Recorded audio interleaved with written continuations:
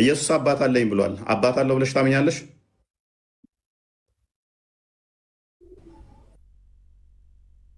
እኔ በራስ ለማመን ትችላለህ። ለምን አታምኚው? አይሁዶችም እኮ ኢየሱስ ሐሰተኛ ነው ብለው ያምናሉ። ለምን አታምኚው? የራስ እምነት ስለሆነ እኔ ማምነው እምነት ስለሆነ ማለቱን ግን ታምኛለሽ? ኢየሱስ ክርስቶስ እኔ እንደዛ ብሏል ብዬ አላምንም። መጽሐፉ ተበርዟል። ማስረጃ ለማለቱ ቆይ ቁርአንሽ አጋንንቶች አላ ልጅ የለውም ካሉት አጋንንቶች አላ ልጅ የለውም ካሉት በፊት እስቲ የሐዋርያቱን አስተምሮ አምጪና ልጅ የለውም ያሉበትን አስተምሮ አሳየን። እስቲ ነቢያቶች አስቀድመው ልጅ እንዳለው ልጁ እንደሚመጣ ተናግረዋል። ቆይ አንዴ ሐዋርያቶቹም ደግሞ ልጅ አለው ብለዋል። እራሱ በቃሉ ደግሞ አባት አለኝ ብሏል። አባቱም ደግሞ ልጄ ብሏል። ለምን ነው ማታምኙ? ችግር የለም። ልጅ ማለት በክርስትና ምንድን ነው ትርጉሙ? ምንም የፈለግሽውን ዳዊትንም ልጄ ብሎታል። ክርስቲያን ይበለው። ቅድሚያ ችግር የለውም። ልጄ ማለት ፕሊስ ኔትወርክ ያዘሽ ነው። ተረጋጊ። የፈለገውን ልጅ በይ፣ የጸጋ በይ፣ የባህሪ በይ፣ ችግር የለብኝም። ምክንያቱም በሁለቱም ካልሽ እስልምናን ስለምታፈርሺ ማለት ነው። ነቢያት የሰበኩት አምላካቸውን አባት ብለው ይጠራሉ። ኦኬ፣ በየትኛውም በጸጋም በይ በባህሪም በይ። ስለዚህ ትስማሚያለሽ በዚህ በፈለግሽው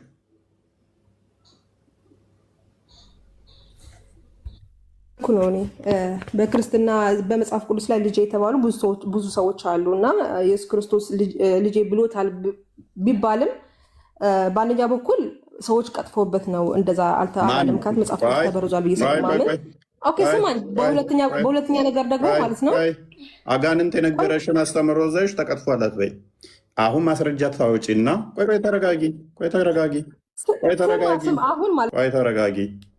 አሁን ማስረጃ ታወጪና ልጅ አባት አለኝ ያለባቸውን ቦታዎች በሙሉ መቀጠፋቸውን ታሳይናለሽ።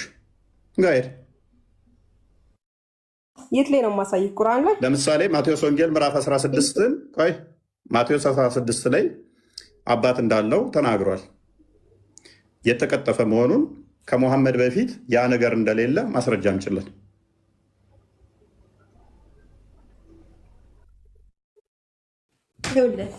መጽሐፍቶች እኮ ተበርዘዋል። ማስረጃ እንችለን። ወሬ አይደለም፣ ተረት አይደለም። አጋንንት አላህ ልጅ የለውም ስላሉሽ አጋንንትን ምስክር ይዘሽ ልጅ የለውም ማለት ትችያለሽ። አሁን ቀጥታ ነው የምጠይቅሽን። ተረጋጊ።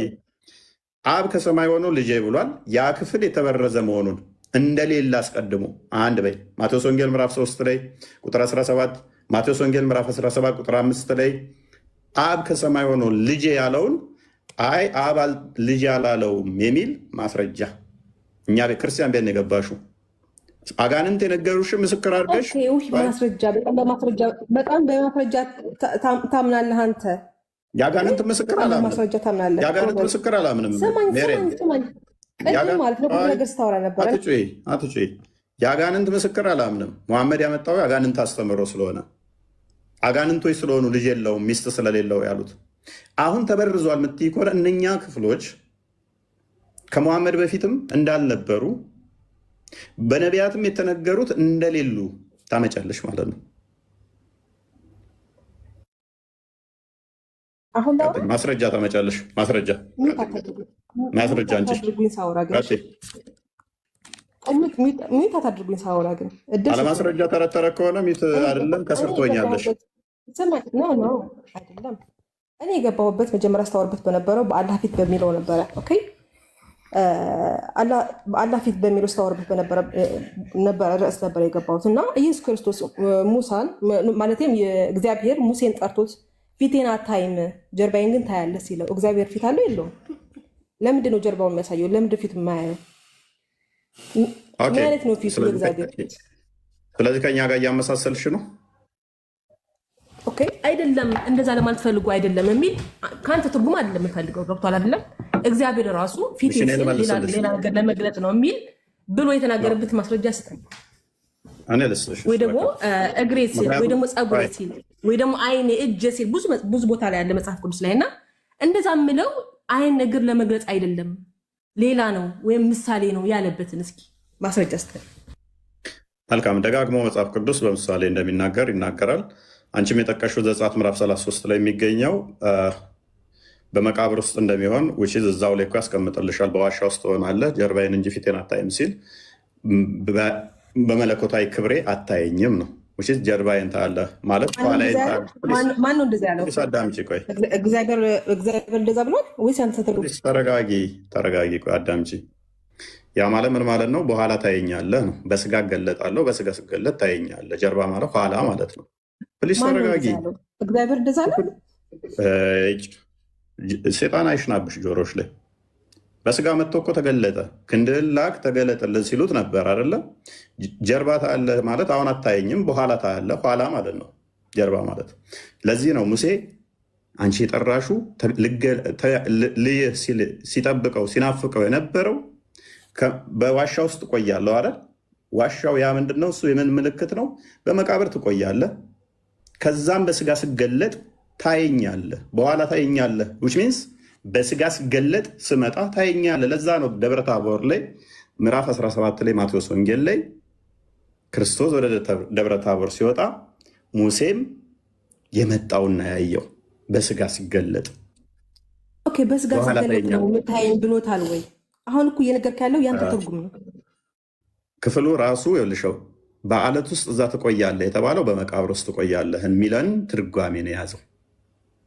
በአለት ውስጥ ግባ፣ በአለት ውስጥ ትቆያለህ፣ ጀርባዬን ታያለህ የሚለው በኋላ ታየኛለህ ነው። እኛ ትርጓሜ ያለን እኮ አዴ ሜሬን በትርጓሜ እንመራለን። እኛ ትርጓሜዎች እኮ ሰዎች ነው የተረጎሙት እንጂ እግዚአብሔር እኮ አይደለም። ለምንድን ነው እግዚአብሔር ያላችሁን የተረጎሙት? ዝንጀሮ ናቸው የተረጎሙት። እኛማ አላህ ሱብሃነሁ ወተዓላ ያለንን እጅ አለን ፊት አለኝ ሲል በሱ የመጠን እግዚአብሔር ደግሞ እንደት የተናገረው መሰለሽ? አዳምጪ። ዕብራውያን ምዕራፍ 1 ላይ ከቁጥር 1 ጀምሮ ፕሊስ አንዴ ሚዩት አድርጊ። እግዚአብሔር ለነቢያት በተለያየ መልኩ ሲናገር ከቆየ በኋላ ይላል የዘመኑ መጨረሻ ላይ በልጁ ተናገረን ይላል። አስቀድሞ በተለያየ መንገድ ነበር ሲነግራቸው የነበረው፣ በተለያየ መንገድ። መጨረሻ ላይ ግን በማን ነገረን ይላል? በልጁ። ስለዚህ በልጁ መጨረሻ ላይ በግልጽ ነገረን ማለት ነው። ከጥንት ጀምሮ በብዙ አይነትና በብዙ ጎዳና ለአባቶቻችን በነቢያት ተናግሮ በተለያየ መንገድ ለነቢያት ሲናገር ነበር።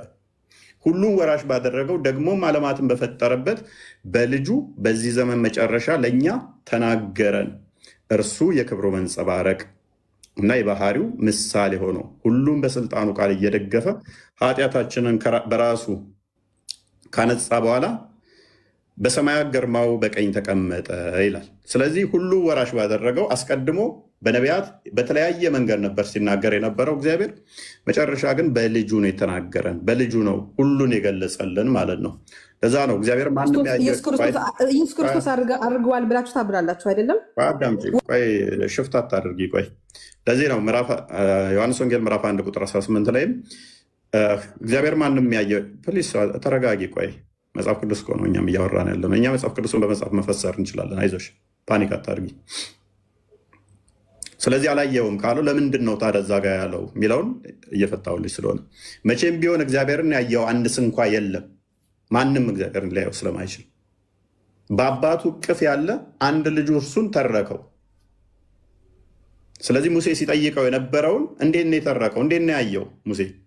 ማቴዎስ ወንጌል ምዕራፍ 17 ላይ በዋሻ ውስጥ ቆይ የተባለው በኋላ ታየኛለህ ብሎ እዛው የነገረው ማቴዎስ ወንጌል ምዕራፍ 17 ቁጥር 5 ላይ ቁጥር 5 አካባቢ ጀምሮ ከቁጥር 4 ጀምሮ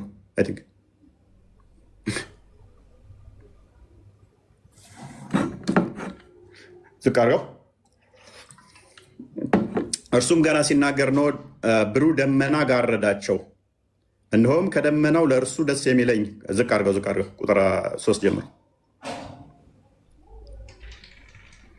እነሆም ሙሴና ኤልያስ ከእርሱ ጋር ሲነጋገሩ ታዩአቸው። ክርስቶስ በስጋ ሲመጣ በኋላ ታየኛለህ ያለው በኋላ እንዲያየው ጴጥሮስም መልሶ ኢየሱስን ጌታ ሆይ በዚህ ምናምን አለው። ከዛ ዝቃሪው ቁጥር 5 ላይ እርሱም ገና ሲናገር ነው ብሩህ ደመና ጋረዳቸው፣ እነሆም ከደመናው በእርሱ ደስ የሚለኝ የምወደው ልጄ ይህ ነው እርሱን ስሙት የሚል ድምፅ መጣ። ስለዚህ በልጁ ተገለጠ ማለት ነው ለሙሴም። ቅድም እግዚአብሔርን ያየው የለም እያልክ ነበረ። ራእይ ላይ እግዚአብሔርን ያየው የለም፣ ራእይ ላይ አልታየም። ፀጉሩ እንደ ጥጥ ነጭ የሆነ ፀጉር ምናምን ብሎ የሚናገር ጥቅስ የለም። በባህሪያዊ መለኮቱ ማንም ያየው የለም። እሱ መገለጥ ይባላል። እህታችን መገለጥ ይባላል። በመገለጥ የተለያየ ላይ ለምሳሌ ኢሳያስ ምዕራፍ 6 ላይ፣ ኢሳያስ ምዕራፍ 66 ላይ የተለያየ ቦታ ላይ አስቀድሞ በስጋ እንደሚመጣ ክርስቶስ እኮ አይተዋል እኮ፣ ክብሩን አየ ይለዋል እኮ እዛው ቁጥር 14 ላይ ስትመለከች ዮሐንስ ወንጌል ምዕራፍ 1 ላይ አንድ ልጁ ከአባቱ ያለውን ክብር እንዳየን አየ ይላል አለ። ስለዚህ አስቀድመው ነቢያቶች በትንቢት ሲመለከቱት ነበረ። ክርስቶስን በስጋ እንደሚመጣም ሲያዩ ነበረ። አታያዩ አይደለም እያልከኝ ነው? ፀጉሩ እንደ ጥጥ የነፃ ምናምን እያለ እየገለጠ አላየውም ማለት። ተረጋጊ፣ ቆይ። ትንቢተ ዳንኤል ምዕራፍ 7 ላይ ፀጉሩ ነጭ፣ እሱ ምንድነው? እሱ ዘመን አይቆጠርለትም በዘመናት ያልሸመገለ የሚለውን እንትን ለማለት ነው። የሆነ ከዚህ ዘመን እዚህ ዘመን ማይባል የሚለውን ለማሳየት እንጂ ማነው እንደዛ ብሎ የሚተረጉምልህ ነው? አሁን እኮ በራስ ነው እየተረጉምክ ያለው። እፎይ፣ ኧረ በእናትሽ ተረጋጊ። ቆይ እስኪ ፓኒክ እያደረግሽ እኮ ነው። አሁን እኮ በመጽሐፍ ቅዱስ ነው በመጽሐፍ ቅዱስ የፈሰርኩልሽ ትርጓሜ ራሱ ሳላመጣ ማለት ነው። ያንቺ እኮ አንዷ ጥቅስ ብጠይቅሽ አይደለም የሆነ ነገር ላወራ ስል ቆይ ትለኛለህ። እፎይ፣ ኢየሱስ ክርስቶስ አሁን ይመልሽልኝ። ወዴት ነው ያደረገው ኢየሱስ ክርስቶስ? ወዴት ነው ሄደው? አሁን የት ነው ያለ ኢየሱስ ክርስቶስ? ቆይ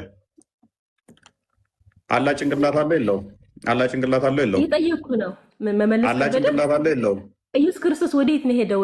አረገ ማለት ነው ማለት ነው። አሁን የት ነው ያለው? በምኑ ነው ያለው? አምላክሽ ጭንቅላት አለው የለውም? ቀጥይ። አምላክሽ ጭንቅላት አለው ወይንስ ተረከዝ ብቻ ነው? ማይክሽን አንሺው። ይኸውልህ እግዚአብሔር ማለት ነው እግር አለኝ ይላል። ጭንቅላት አለው የለውም? መልካም፣ የኔ መንፈስ ነው። ስለዚህ በመገለጥ የተነገሩ እንደዚህ ፓኒክ አድርጌና ከስሩኝ ጭንቅላት አልባ አካልሽን አምልክ ይዛ ኤኒዌይስ ክርስቶስ ነው። ክርስቶስ በሁሉ የሞላ በሁሉ ያለ ነው። ማቴዎስ ወንጌል ምዕራፍ 28 ላይ ከቁጥር 19 እስከ 20 ሂዱ ወደ ዓለም ወንጌል እየሰበካችሁ በአብ በወልድ በመንፈስ ቅዱስ ስም እያጠመቃችሁ ደቀ መዛሙርት ያድርጓቸው፣ እኔ ከእናንተ ጋር እስከ ዓለም ፍጻሜ ያለሁ በማለት በሁሉ እንዳለ ነግሮናል ማለት ነው። ስለዚህ እሱ በሁሉ አለ። ዮሐንስ ወንጌል ምዕራፍ 3 ላይ ቁጥር 13 ላይ ከሰማይ ከወረደ በቀር ወደ ሰማይ የወጣ የለም፣ እርሱም በሰማይ የሚኖር የሰው ልጅ ነው ይላል። ስለዚህ በምድር እያለ እንኳን በሰማይ ነበረ። እርሱ በሁሉ ያለ በሁሉ የሞላ ነው። ዮሐንስ ወንጌል ምዕራፍ 1 ቁጥር 18 ላይ እግዚአብሔርን ያየው አንድስ እንኳን የለም፣ በአባቱ እቅፍ ያለ አንድያ ልጁ ተረከ ይላል። በአባቱ እቅፍ ያለ ከተባለ አብ ባለበት ሁሉ ወልድ አለ። አብ ደግሞ ቤት ነው ያለው ቢባል እንኳን መዝሙረ ዳዊት ምዕራፍ 139 ላይ ከቁጥር 7 እስከ 9 ወደ ላይ በወጣ አንተ በዛለህ፣ ወደ ታይ በወርድ አንተ በዛለህ፣ ክንፍ እንደ ርግብ አንስቼ ብበር አንተ በዛለህ ይላል። በሁሉ አብ አለ፣ በአብ ባለበት ሁሉ ደግሞ ወልድ አለ። ዮሐንስ ወንጌል ምዕራፍ 14 ቁጥር 11 ላይ እኔ በአብ እንዳለው አብም በእኔ እንዳለ አታምኑምን ይላል። ስለዚህ አብ ባለበት ሁሉ ወልድ አለ፣ ወልድ ባለበት ሁሉ አብ አለ ማለት ነው፣ አንዱ በአንዱ ህልው ስለሆኑ። ስለዚህ የእኛ እንደናንተ የሆነ የተገደበ ጭንቅላት አልባ አካል ስለማናመልክ ጭንቅላታችሁን ለመጠቀም ሞክሩ።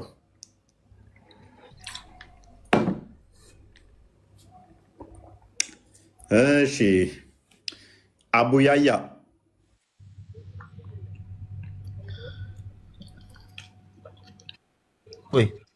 ሰላም ነው? መልካም። ያለ ፊት የናለው ብለህ ነው የምታምነው?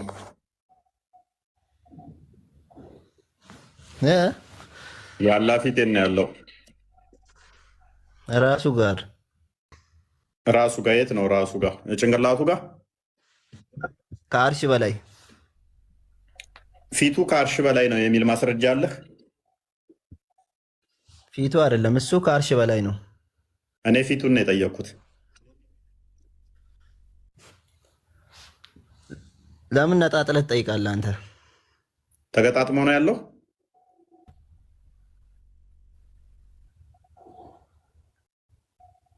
እኔ እኮ ተነጣጥሎ መስሎኝ ነው። ተገጣጥሞ ነው እንዲ ያለ ያለው።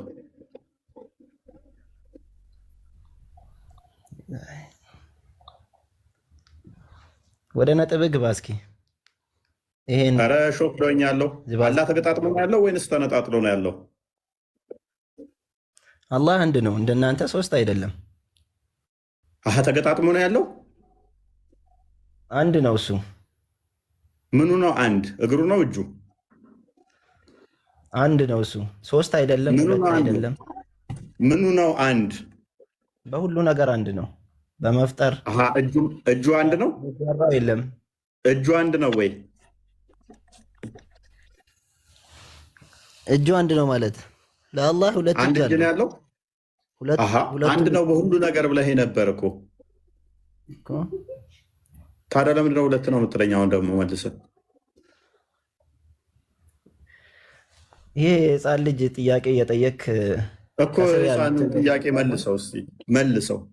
ምንም ማይረባ ጥያቄ ነው እየጠየክ ያለው። መልሰው አይደለህም አንተ። እንደ ዓለም ሙስሊሞች አይመልሱትም ይህን ጥያቄ። ኧረ እባክህ ምን ማለት ነው? አንተ አይደለህም ከሰላት ፊት ለፊት አላህ ፊት ለፊት አለ ማለት ነው። አንተ ከመለስከው ይህንን ጥያቄ ከመለስከው እዚሁ ፊት አካውንቴን አቃጥዬ ንጽጽር አቆማለሁ። አንተ እኮ ስለ አምላክ ስትጠይቅ ልክ ራስህ እንደምዘባርቀው ሁሉም እንዲዘባርቅልህ ነው የምፈልገው። መልሰው አምላክህ ይህን አካላቱ ስንት እንደሆነ እንዴት ስንት ብለህ እንደምቆጥር ያስረዳል። አላህ አንድ ነው፣ አላየነው። ምኑ ነው አንድ? ምኑ ነው አንድ? በሁሉ ነገሩ አንድ ነው። በአካሉ እጁ አንድ ነው። እጁ አንድ ነው። ምን ማለት ነው አሁን ይሄ? ምን ማለት ነው? ይሄን ያህል ማሰብ አቅተዋል? አላቃተኝም። እንደኔ ደምረኸው ነው እጁንና እግሩን አንድ ብለህ የምቆጥረው? እኔ አንድ ስባል ሁለት እጅ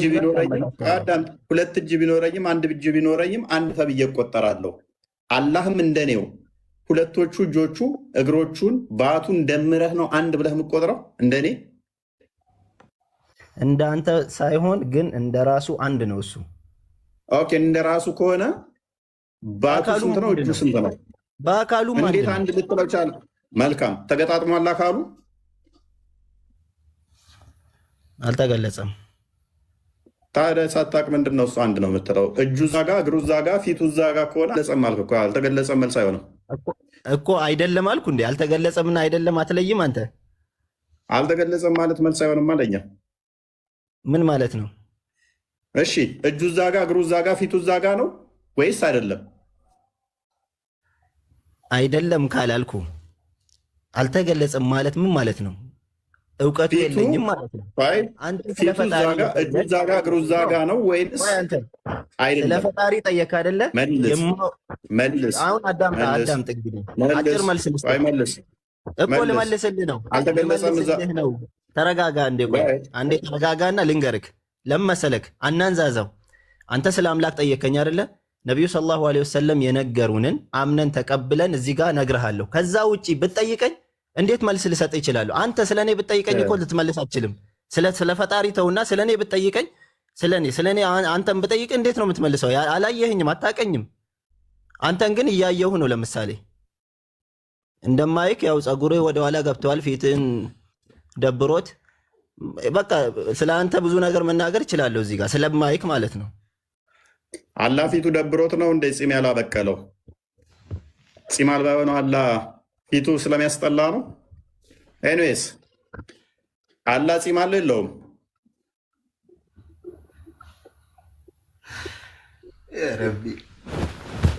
ምንም ያረብ የለም። አየህ፣ በምታመጣው ቆንጨራ እንገርፋለን። ምንም አያስቅም።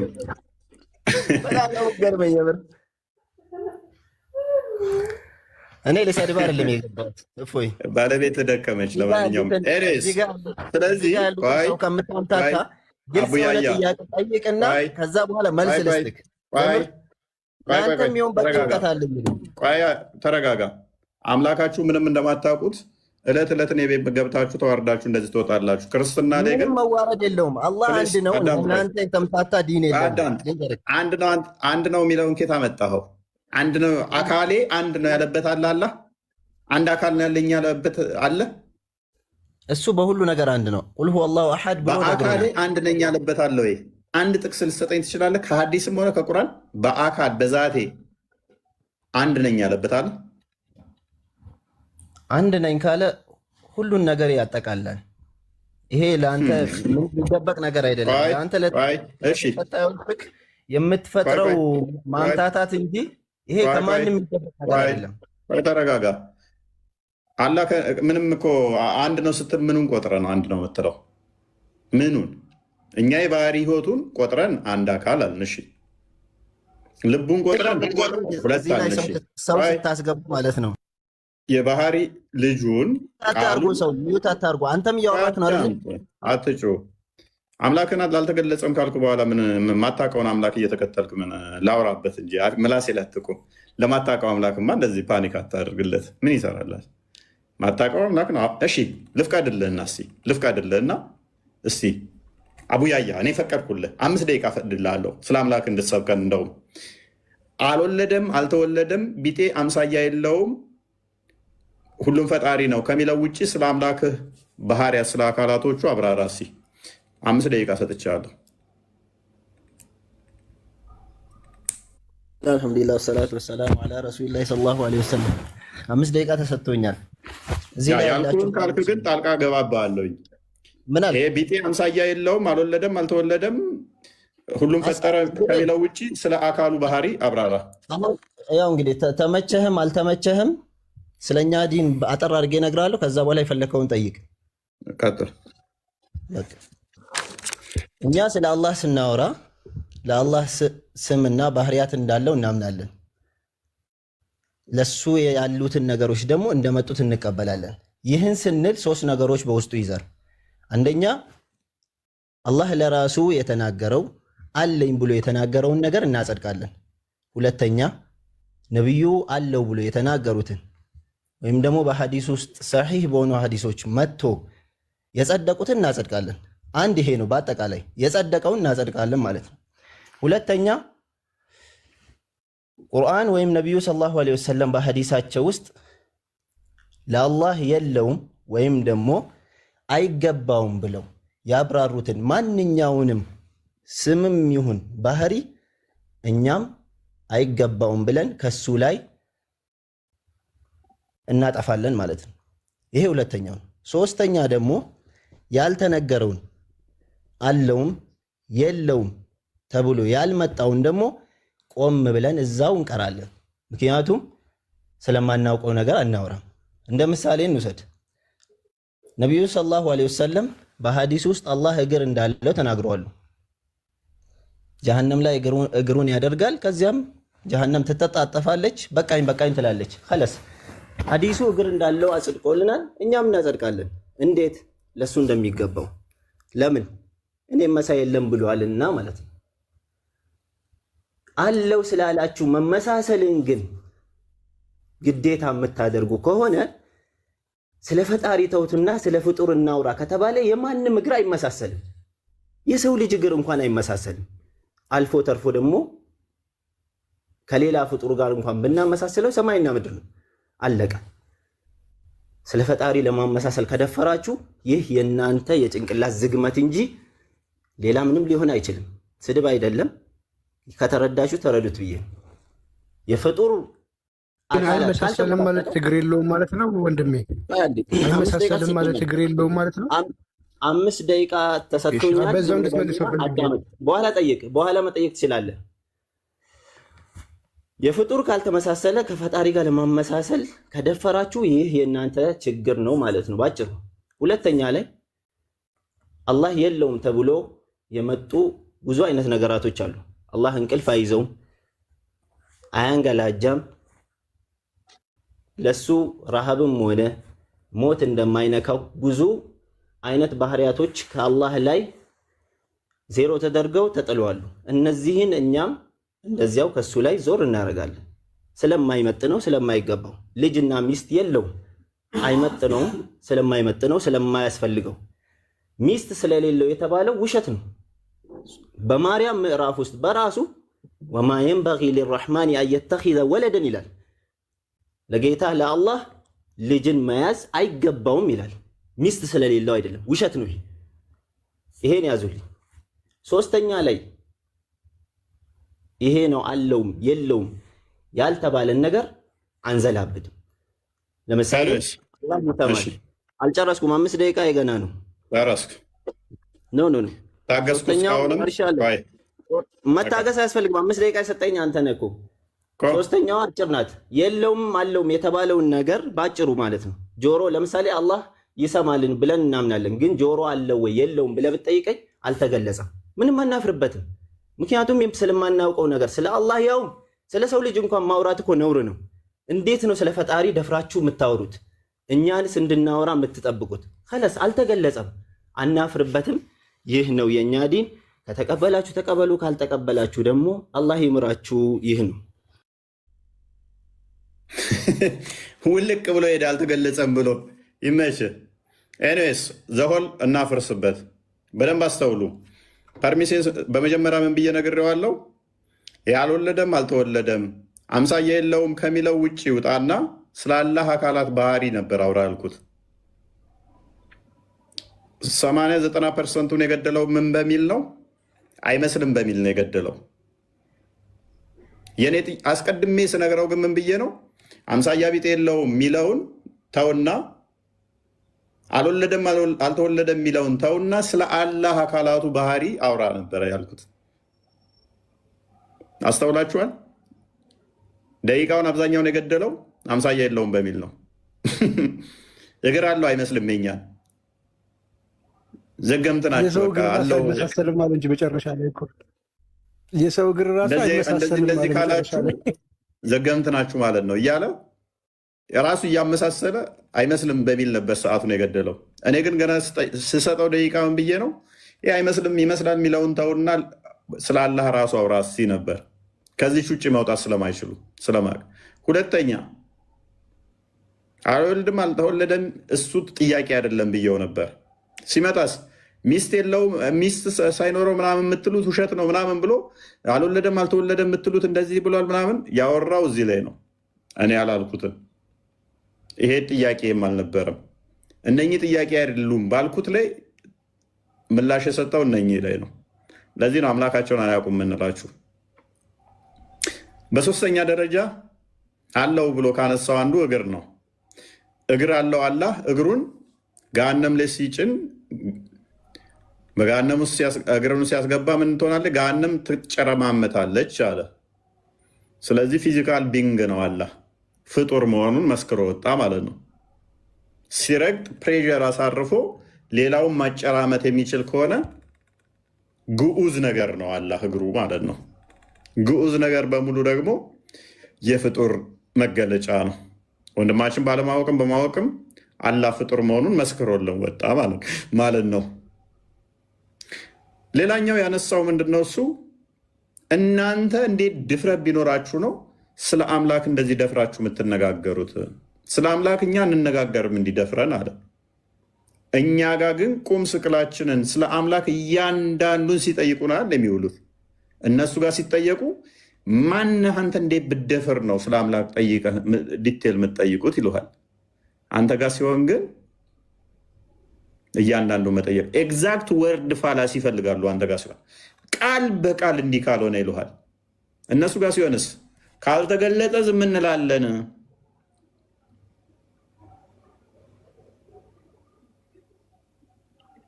አምላኩ ምንድን ነው? እግርና እጅን የተገለጠለት የነቢያት አስተምሮ ነው ይላል። ነቢያችን የነገረንን እንቀበላለን ይልሃል። ከዛ የነቢያት አስተምሮ ነው የምከተለው ይላል። ከ124,000 በላይ መልእክተኞችና ነቢያቶች አሉ ብሎ ሚያምን አምላኬ እግርና እጅ ነው ብሎ ደግሞ ይከተላል። ይሄ እስልምና ነው። የነቢያት አስተምሮ ነው የምከተለው ብሎ የተገለጠለት ግን ባትና እግር ነው፣ ከዛ እጅ ነው።